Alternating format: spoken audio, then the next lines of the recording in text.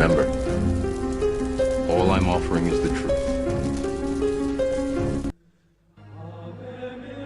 If you go back 225 or 30 years ago, you have what we call the Illuminati that was established in 1776. And the goals of the Illuminati, this is all very well documented, are to take over the world. One of the best ways of taking over the world is to control people's minds. To control people's minds. To control people's minds. To control people's minds.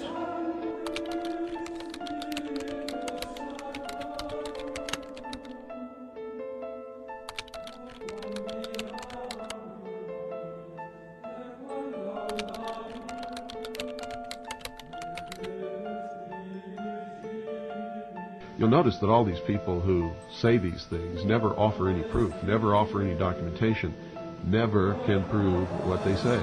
It's just blather, so much blather. Keep you spinning your wheels, chasing myths, spinning around in eddies, these little whirlpools by the side of the stream while the world passes you by. And there's lots of them out there. Lots of lies. You see, the problem that people have is they listen to this from somebody and they think that that somebody is trying to do them a favor, and so they believe it without checking.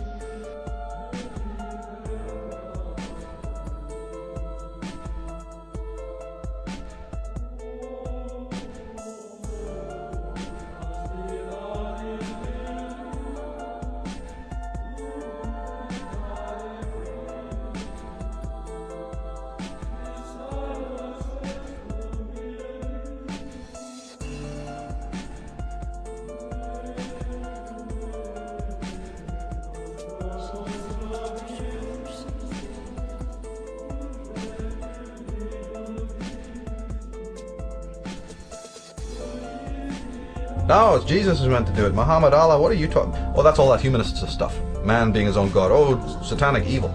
So we already know that, that's not a common held theory. But wait a minute.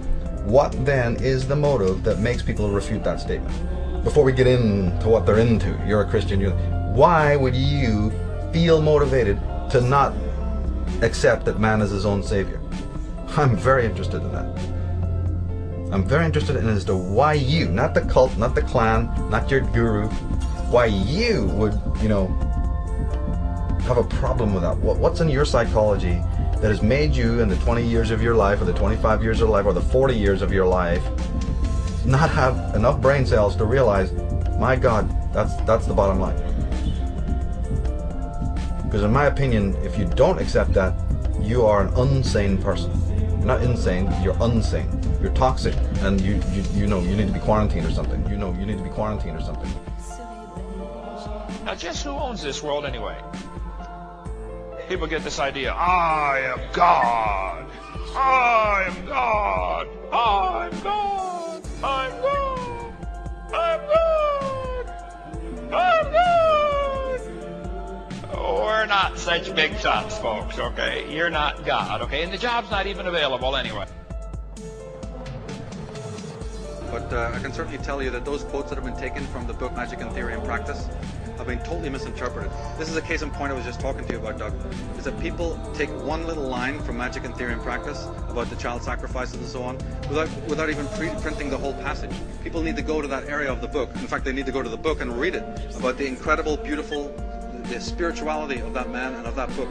Even if you took this out of context, though, just logically speaking, you are apologizing for something that is very clearly a huge part of this New World Order agenda. People have spent a lot of time implicating Aleister Crowley as a major player in this New World Order game, and here is this guy defending the hell out of this guy. I want to continue to show you some of Tsarian's beliefs and how they are Masonic to the core, right down to his hope for reducing the population and a dislike of the idea of man as the head of the family, and getting rid of all borders and national sovereignty.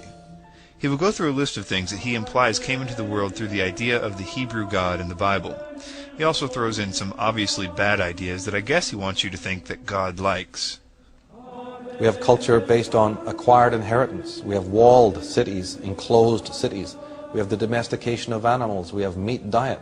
We have the family organization now with the male at the head. We have the phenomenon of overpopulation.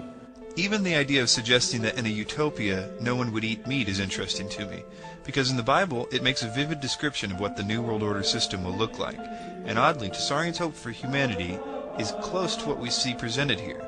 In 1 Timothy 4 verse 1 it says, "Now the Spirit speaketh expressly, that in the latter times some shall depart from the faith, giving heed to seducing spirits and doctrines of devils, speaking lies in hypocrisy, having their conscience seared with a hot iron, forbidding to marry, and commanding to abstain from meats."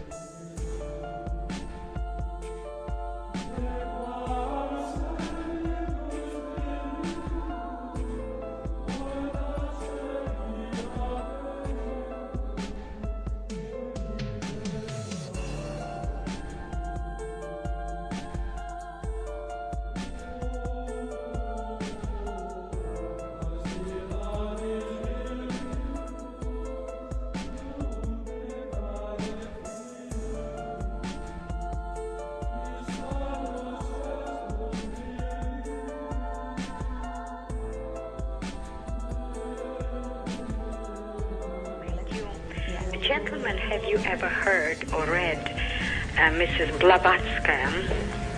She's Helena Petrovna Blavatsky? Right. Yes. Yes, I have all of her works. You have? Yes. Well, that's why. Yes.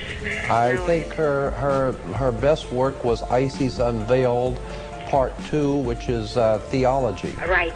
And that was an exceptional work. I think that Helena Petrovna Blavatsky, the Russian mystic, was a very wise and perceptive lady, and she had some very profound knowledge, obviously, and her academic achievements were extraordinary, and so I have a very high respect for the work of Helena Blavatsky.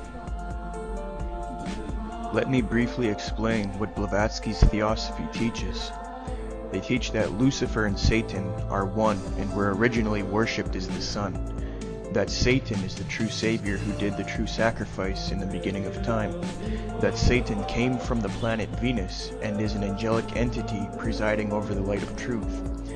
Theosophy also teaches that every astrological age brings something new, and the upcoming age of Aquarius is said to be that of a utopia accompanied by a Maitreya, or great world teacher, or prophet. So any time now they expect a world teacher to usher in the age of Aquarius. They believe Jesus just represented the previous age of Pisces, in that Christianity stole from the ancient mystery schools. Basically everything the film Zeitgeist talked about in the first part is what Theosophy believes to this day. And just like how Zeitgeist has advocated a New Age utopia, the Theosophical Society's objectives were to promote the idea of a universal brotherhood of humanity. Don't you find it striking that the atheist New World Order researchers who are supposedly exposing the big Christ conspiracy get to make books, they get to go in films, go in television, go in documentaries and make all this money, like Acharya S., Peter Joseph, the creator of Zeitgeist, Jordan Maxwell, and David Icke, while the Christian New World Order researchers who expose the Satanic Empire and inform the people of the truth of Christianity get killed and jailed, such as William Cooper, John Todd, Fritz Springmeier, Philip Schneider.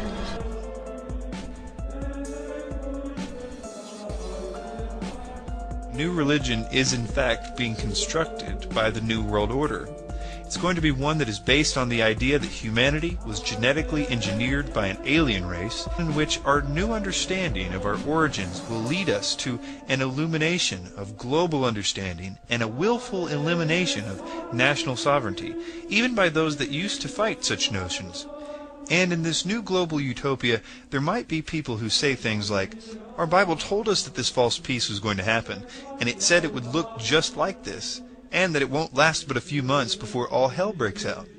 Those people need to be eliminated, because they aren't ready for this new global peace. They are too afraid of it.